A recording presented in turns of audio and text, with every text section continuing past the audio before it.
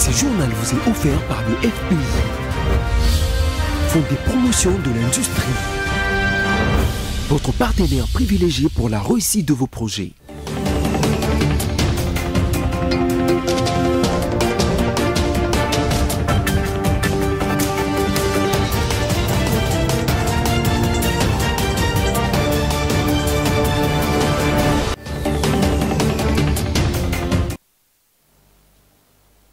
De nouveau ensemble sur BSC-TV pour une nouvelle édition du journal. En voici tout de suite le sommaire.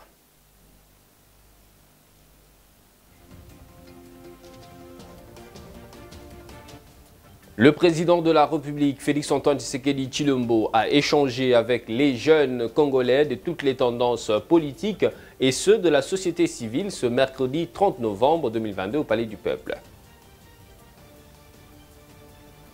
Les députés nationaux ont, au cours de la séance plénière organisée mardi 29 novembre 2022, adopté pour la 37e fois le projet de loi portant prorogation de l'état de siège au Nord Kivu et en Ituri.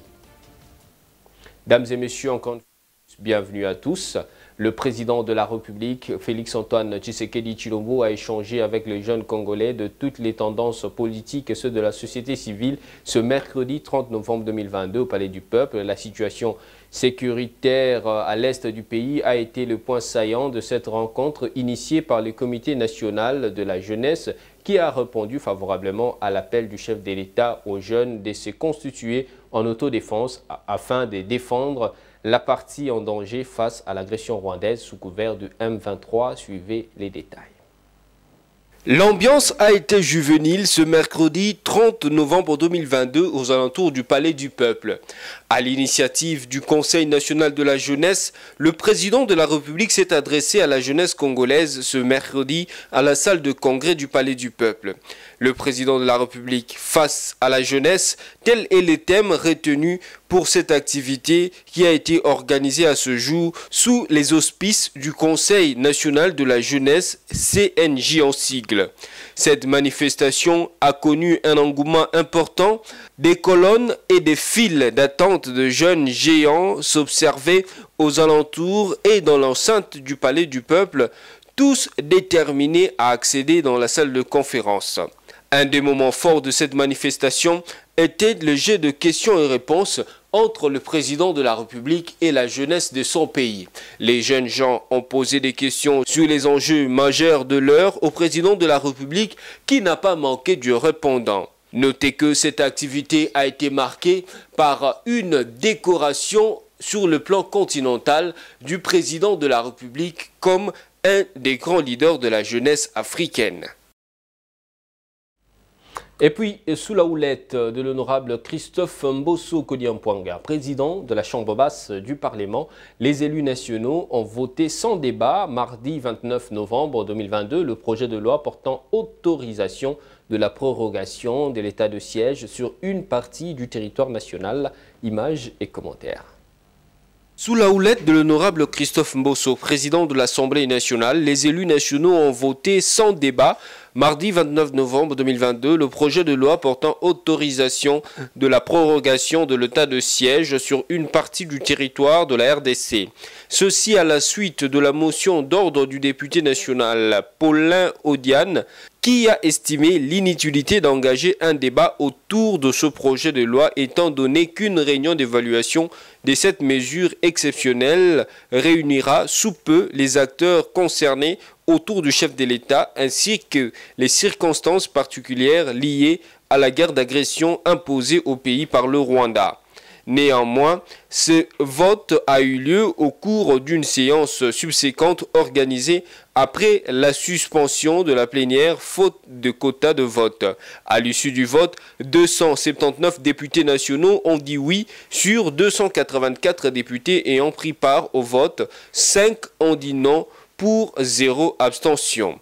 Entre-temps, dans l'économie de ce projet de loi, le vice-ministre de la Justice Amato Bouya Bouziré Mirindi a justifié cette énième demande de prorogation par les faits qu'en ce jour, les forces de défense et de sécurité sont engagées sur les théâtres des opérations afin de démanteler toutes les forces du mal, en particulier les rebelles terroristes du M23 sous-traités par le Rwanda. Et puis parlons cette fois-ci de la commission politique, administrative et juridique de l'Assemblée nationale qui a présenté son rapport relatif à l'examen de la proposition de loi fixant les principes fondamentaux relatifs à la protection et à la réparation des victimes de violences sexuelles liées au conflit. Présenter les projets ou les rapports de la loi sur la réparation des victimes de violences sexuelles liées au conflit et des victimes des crimes contre la paix et la sécurité de l'humanité. C'est un texte d'importance capitale parce que ce texte vient résoudre un grand problème. Comme vous le savez, l'État a le devoir de protéger les personnes et leurs biens. Mais dans des milieux où il y a des mines, où il y a des conflits, ce sont les femmes qui sont violées. Et quel est le mécanisme que l'État peut faire pour réparer ces préjudices causés par sa sécurité? Parce que c'est l'État qui prend en charge la sécurité. C'est comme ça aujourd'hui, on a instauré cette commission, les fonds, qui va prendre en charge les réponses adéquates aux victimes qui ont été oubliées, ça fait plusieurs années. Comme vous le savez, ce texte n'est pas un texte répressif, c'est un texte qui vient répondre à un problème donné, qui prend en charge les victimes de violences sexuelles. C'est un texte qui veut assurer la réparation des victimes sexuelles. Aujourd'hui, l'État veut intégrer une catégorie de personnes longtemps oubliées, les intégrer dans la société, avec dignité à partir de la promulgation de cette loi. L'État veut organiser une justice transitionnelle. Ça veut dire quoi? C'est une justice qui est différente de la justice classique. L'État veut se réconcilier avec la population, se réconcilier avec ses concitoyens qui, par fait de violences sexuelles, ont eu le mal de s'intégrer totalement dans la société. Toutes les innovations introduites dans le cadre de ces projets ou de cette loi partent toujours de la victime. Comment? Les innovations prennent en compte les victimes et la communauté au nombre desquelles on peut citer la gratuité des frais, l'assistance judiciaire et l'accompagnement psychosocial des victimes. Donc, il y a un fonds qui est créé. Ce fonds va prendre en charge toutes les victimes de violences sexuelles. D'une commission à une autre, les responsables du fonds minier ont été auditionnés mardi dernier à la commission environnement, tourisme, ressources naturelles et développement durable de l'Assemblée nationale au sujet du fonctionnement de sa structure. Je vous propose de l'écouter. L'intérêt, c'est d'abord une obligation légale. Les responsables des services publics ont le devoir de redevabilité vis-à-vis de la population.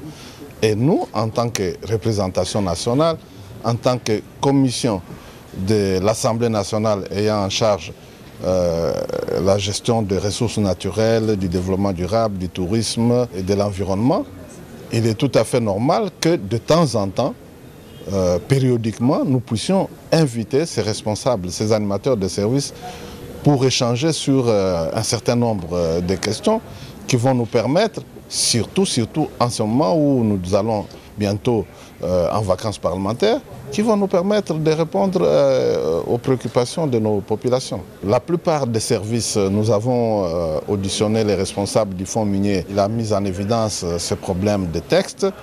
Nous avons également auditionné le directeur général de l'UNERA. Il est revenu aussi sur ces chevauchements ou parfois ces interférences liées au texte. Nous avons également, je crois, c'est le responsable, le directeur général du SAEMAP, qui lui aussi a sollicité l'accompagnement de la commission pour éclairer certains malentendus qui sont dans le texte. Aujourd'hui, c'est le tour effectivement du fonds minier qui a aussi sollicité l'accompagnement de la commission. Ce que je peux dire pour l'instant, c'est que nous allons utiliser tout notre pouvoir pour que ce texte soit clarifié. Allons en province. La troisième ronde des pourparlers de Nairobi sur la paix à l'est de la République démocratique du Congo constitue un espoir pour la stabilisation de la province de l'Ituri, c'est du moins ce qu'estiment les différentes couches sociales et acteurs politiques de la région. Images et commentaires. Round des pourparlers de Nairobi sur la paix à l'est de la RDC constitue un espoir pour la stabilisation de la province de l'Ituri, estiment différentes couches sociales et acteurs politiques de la région. Nous allons souhaiter à ce qu'ils puissent capitaliser tous les efforts du chef de l'État et si que le chef de l'État de la région de East Africa pour que nous puissions avoir la paix dans notre République démocratique du Congo et aussi dans notre région et voire même dans notre province de l'Ituri. Et dans le compte même de la jeunesse de l'Ituri, nous voulons en ce que la paix puisse régner dans notre province et que les groupes armés s'engagent à accepter toutes les initiatives qui seront ici de l'accord de Nairobi pour que ensemble, nous puissions contribuer énormément pour la paix dans notre province de l'Ituri et voire même dans la République démocratique du Congo. Donc nous, on a décidé aussi en tant que femmes pour que vraiment lors de ces assises, la voix des femmes soit écoutée pour que vraiment qu'on arrête une fois pour tout ce problème de guerre et des groupes armés dans notre pays et surtout dans notre province. Ce que la population attend d'eux, c'est seulement la paix, rien que la paix. Nous leur demandons de capitaliser cette assise, de recevoir la main tendue du chef de l'État. Nous demandons aux jeunes qui sont manipulés de laisser les armes. Signalons que, outre les membres de communautés de l'Ituri, 14 représentants des groupes armés de cette province, notamment la FRPI, la Codeco et le FPIC, prennent part à ces travaux qui augurent un avenir meilleur pour la pacification de l'Ituri, non seulement par les armes, mais aussi par le dialogue. Une réponse à la volonté du chef de l'État, Félix Antoine Tshisekedi Tshilombo, imprimée en Ituri par le gouverneur militaire, le lieutenant-général Luboyanka Shomadjouni. Et revenons à Kinshasa, cette fois-ci pour vous dire que le Premier ministre Jean-Michel Sama Lukonde Kyenge a procédé mardi 29 novembre au Punan Hotel à l'ouverture de l'atelier des validations des résultats sur l'étude de redynamisation du système d'information pour la gestion de l'éducation dans les secteurs de l'enseignement, de la formation technique et professionnelle, atelier organisé par le ministère de la formation professionnelle et métiers en collaboration avec l'UNESCO. Laetitia Mvemba signe cet élément. Un atelier consacré à la validation des résultats de l'étude pilote des données collectées auprès de l'établissement de la formation professionnelle et technique dans 3 villes, à savoir Kinshasa, Lubumbashi et Matadi, pour le compte du système de l'information pour la gestion de l'éducation. Dans son allocution, le Premier ministre Jean-Michel Sama Lukonde a évoqué les actions identifiées en faveur de ces secteurs. Parmi ces actions, je citerai la modernisation et la création des établissements de l'enseignement et formation technique et professionnelle, de grandes écoles polytechniques et d'ingénierie, l'intensification de la construction des écoles et de centres de formation professionnelle. La ministre a d'ailleurs mentionné les poses de première pierre de celle-ci. L'élaboration d'un état des lieux sur le programme national de formation professionnelle en vue d'un cadre réglementaire unifié de certification. La mise en œuvre d'une série de programmes de formation technique et professionnelle en faveur des jeunes non diplômés et leur implication dans les différents travaux de reconstruction du pays. Signalant que, bien avant les mots d'ouverture du Premier ministre, la ministre de la Formation professionnelle Antoinette Kipoulou est revenue sur l'importance de cette étude qui doit être validée à l'issue de ces 2 jours d'atelier. Les représentants pays de l'UNESCO et l'ambassadeur de la Corée du Sud, qui apportent un appui technique et financier à ces projets, ont aussi salué l'aboutissement heureux de cette étude. Dans le reste de l'actualité, mesdames et messieurs, le rapporteur adjoint de la Commission électorale nationale indépendante, CENI, Paul Moïndo Moulemberi, a, au nom de son président Denis Kadima, échangé avec les caucus des députés nationaux du Nord Kivu au sujet au siège de la centrale électorale dans la commune de la Gombe à Kinshasa. Regardez. Est actuellement en effervescence avec la guerre des terroristes du M23 d'un côté, du côté sud, et du côté nord, les terroristes de l'ADF qui sont en train de faire énormément de déplacements de population. Et donc le député élu du Nord Kivu, après la dernière séance de concertation entre la CENI et les partis politiques et aussi la société civile, il y a eu beaucoup d'inquiétudes qui méritaient bien d'être éclaircies.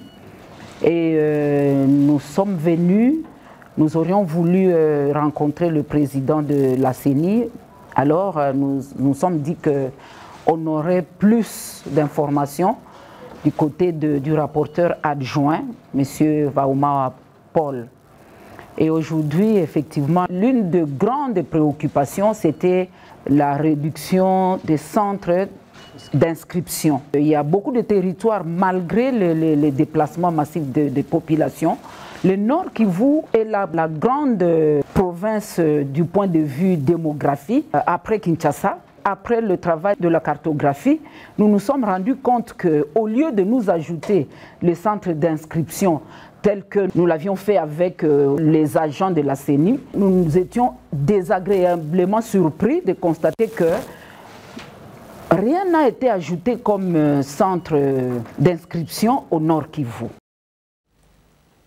En société, selon l'avis de certains Kinois interrogés au sujet de filles qui quittent les toits parentaux avant de se marier, pour certaines femmes, bouger si tôt de la maison des parents nécessite une maturité et de la responsabilité. Elles sont au micro de Laetitia Mvwemba pour donner quelques avantages et désavantages du fait de quitter si tôt le cocon familial.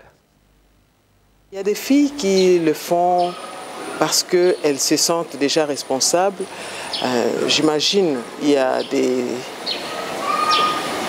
des toits parentaux qui ne sont pas assez spacieux. Et la fille peut par exemple partager sa chambre avec ses sœurs. Alors maintenant qu'elle se sent responsable, elle se dit voilà, me confiner dans une chambre qui n'est pas si spacieuse avec mes sœurs, c'est un problème, c'est un manque de respect.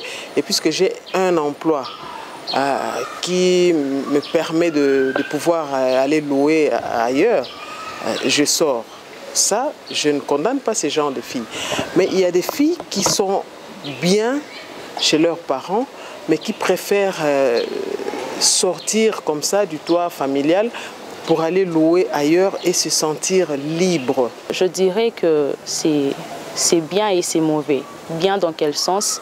Ça leur permet au fait, déjà une fille qui travaille se sentira beaucoup plus à l'aise à être chez soi et elle pourra vaquer dans beaucoup d'occupations sans être dérangée par qui que ce soit. Et mauvais dans le sens que, étant de Bantou, une fille est censée d'abord être, étant célibataire surtout, de rester sous le toit parental car c'est là que son mari, le futur mari viendra la trouver et ça lui donne une sorte de crédibilité. Baba fo basi, baba chelit. Au moins moi c'est mon bali mon boy, au moins zoe bona mbongo. Azobulisa atika ba parents na e asabota bango. Aboya maloba mo boy, o ba parents bien, eux ça les plaisir pour zala l'un des jours. Et bon ça venir ni lobby.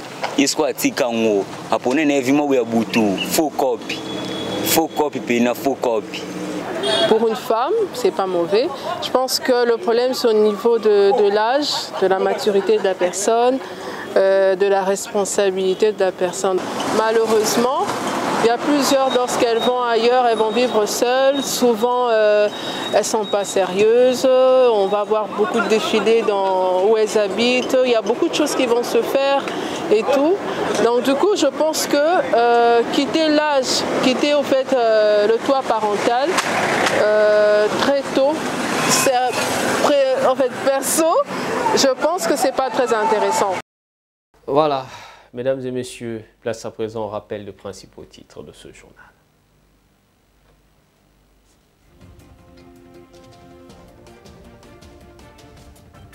Le président de la République, Félix-Antoine Tshisekedi Tshilombo, a échangé avec le jeune Congolais de toutes les tendances politiques et ceux de la société civile ce mercredi 30 novembre 2022 au Palais du Peuple. Les députés nationaux ont, au cours de la séance plénière organisée mardi dernier, adopté pour la 37e fois le projet de loi portant prorogation de l'état de siège dans les provinces du Nord Kivu et de l'Ituri. Voilà qui met fin à ce journal. Merci à vous qui l'avez religieusement suivi. Restez fidèles sur les antennes de BCTV. On se retrouve la fois prochaine. Portez-vous bien. Merci et au revoir.